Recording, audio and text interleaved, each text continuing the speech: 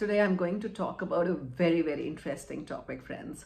And hello to all of you. And the topic is home cleaning obsession. बहुत सारे लोगों को घर प्राइम रखना, बहुत सुंदर साफ रखना एक काइंड का obsession बन गया है. उसकी क्या कॉस्ट पे कर रहे हैं हम लोग? एक बहुत ज़्यादा कॉस्ट है. सुनने में आपको हंसी आएगी कि ये क्या टॉपिक है, पर ये सच है. In many houses, cleaning home, the domestic chores have become an issue of, bone of contention. लड़ाई का इशू बन चुके हैं. हस्बैंड वाइफ में, बच्चों में. जो विमेन है वो सारा टाइम आके कहती हैं घर गंदा है, ऐसा नहीं है, वैसा नहीं है. और मेन भी कई बार कहते हैं, या विमेन को कहते हैं कि करा नहीं, या एक दूसरे को कहते हैं, या वो बच्चों को डांटते हैं. और जैसे ही किसी घर में कोई विजिटर आने लगता है, सारे लोग क्या करते हैं? पहले जाके अपना घर ठीक करते हैं. Oh let me put my house in order. We need to think about it once again कि क्या है, हम ए ऑब्सेशन क्यों है. I am not an advocate of dirty house. I believe in a tidy space to inhabit, and I feel it is good for our mental health.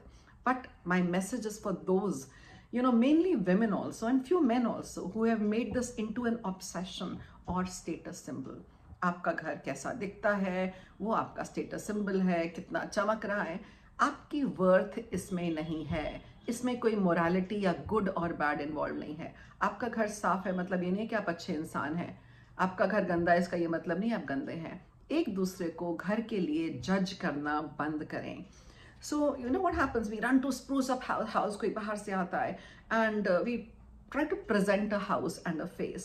We feel very judged if our home is messy or scattered, and we are embarrassed too and ashamed. We try to be defensive. Oh, आज maid नहीं आई. Oh, I was not well. I have been away. हम defend करते हैं अपने घर को. जैसा भी आपका घर है, it doesn't mean अगर आपका घर आज messed up है कि आप ही messed up हैं. हो जाता है, कोई बात नहीं. इसको इतनी बड़ी चीज़ या इशू मत बनाएं अपने लिए, फैमिली के लिए. उसको करते करते आप गोल्डन आवर्स जो बच्चों के साथ बैठ सकते हैं, यू मिस आउट. और या स्पाउस के साथ you are so busy scrubbing something और the other that you miss out on that time. The children are not going to say thank you, इतना वो अच्छा है. They are going to say where were you when I needed to talk to you. Please pay attention to that. And another thing is, we feel very humiliated, judged by our peers, other women. They visit you and they say, पता है उसका घर कैसा था, उसके घर में तो ऐसा था, उसका kitchen. Stop doing all of it. और कोई आपके साथ करता है, judge them. Stop bothering about all of this. रखें अपना घर ठीक, पर किसी और को, अपने को जज या अपने घर को जज बिल्कुल मत करने दिए. It seems as if a clean house is a moral accomplishment. कि जितना आपका घर अच्छा है उतने आप अच्छे हैं. Not at all. These are very two different things. उसका आपके अच्छे या बुरे होने से कोई भी लेना देना नहीं है. You feel आज सफाई करके आई हूँ, I have done something noble. Not at all. You have just done a chore. उसकी वजह से आपकी गुडनेस या आपकी बैडनेस पे कोई फर्क नहीं पड़ता है. Those who have clean or bigger homes or better homes have a sense of superiority. मेरा घर देखो, ये house pride ना बहुत misplaced है. Don't make it about you. If you've done it, fine, but don't judge anybody who has not done it. It is no reflection on anybody's character. So उसको इतना बड़ा एक फंक्शनल घर में रखिए. और घर साफ करना एक फंक्शनल है, एंड नहीं है. जजमेंट का, कैरेक्टर का सर्टिफिकेट नहीं है. तो क्या होता है कि आपको लगता है कोई आपको इनएफिशिएंट बोलेगा, लेजी बोलेगा, बैड बोलेगा, मेसी बोलेगा. बोलने दो, आप उसको जज करो. स्नॉबिश है, जजमेंटल है, बिल्कुल. और कुछ कर, शायद इसकी लाइफ में कुछ है ही नहीं, पूरा दिन स्क्रब ही करता रहता है. इफ समबडी वर टू जज me, the first thing I will say, इसकी लाइफ में कुछ और है ही नहीं क्या जो सारा दिन यही करते रहते हैं. Do other things. एक बुक ही पढ़ लेते तो I would have taken a different stand on it. Even arrival of our in-laws throws us into a tizzy. It's as if their approval is hanging on कि आपका kitchen और bathroom कितना चमक रहा है. Instead of sharing mutual interest, आप भागे फिरते हैं in-laws को impress करने के लिए. छोड़ दें ये सब ना. It is not worth it. These have become now moral tasks rather than functional day-to-day life surviving chores. Take a break from this attitude.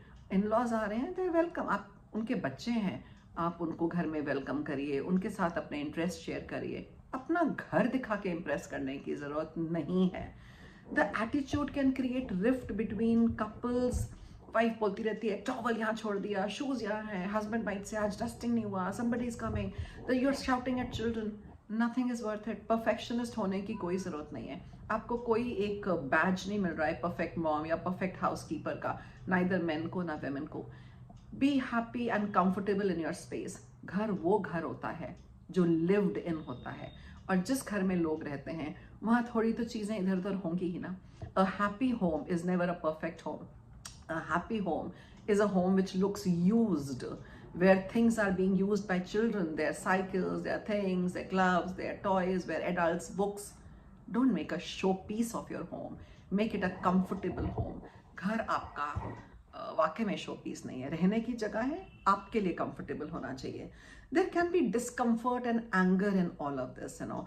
सारा टाइम आपके दिमाग में ये रहता है, ये काम रह गया, वो रह गया, कोई आएगा तो क्या सोचेगा। You have to grow out of it. और दूसरा जो हम मिस्टेक करते हैं ना, स्पेशली अगेन विमेन की टेंडेंसी है, we wrap our identity around our work and we try to show कि हम मार्टियर हैं, हम कितने शहीद हो गए। पूरा दिन आप बोलते फिरते मैं थक गई घर का करते करते, I am so tired of cleaning the house, nobody is helping me, I have done everything, I have done this, I have done that. Stop it. Nobody is holding with a sword on your neck कि आपने कोई बहुत बड़ी achievement नहीं कर ली, मैंने ये भी साफ कर दिया, वो भी साफ कर दिया, और बच्चों के आगे, हस्बैंड्स के आगे, सबके आगे अपने यू नो मार्टियर बन के दिखाते हैं। Oh I am, you know, I am the only one doing it. There is nobody who is forcing you. Just be yourself and do, and others will also pitch in. ये घर को खुश या अच्छा नहीं बना रहा, ये घर को एक तरह से a place of discomfort बना रहा है, where people are always conscious of how it is looking now, not how they are feeling inside the house. Don't expect family सारा दिन प्रेज करेगी, ओ मॉम ने या सिस्टर ने या मदर ने या आंट ने कितना अच्छा घर क्लीन कर दिया। Stop it. क्यों इस प्रेज के पीछे अपना भी दिमाग खराब करते हो और सारे फैमिली मेंबर्स का भी करते हो। Don't start emotionally blackmailing them. I do so much for you, मैंने तुम लोग के लिए कितना किया, मैंने घर कैसा रखा। क्या करें उस घर का? Make it a happy home rather than a spick and span और एक शो पीस जैसा घर नहीं चाहिए। और आपकी जो लेक्चर्स है मार्टियरडम की, शहीदी की, मैंने कितना किया, people are irritated. वो सुनते ही लोगों के अंदर से पारा चढ़ होता है। They are not able to say it, but they are very, very irritated. So put yourself above these endless chores. आप भी तो कुछ हैं. Think about who you are and these endless chores and prioritize yourself. Don't neglect your children and husband for these tasks.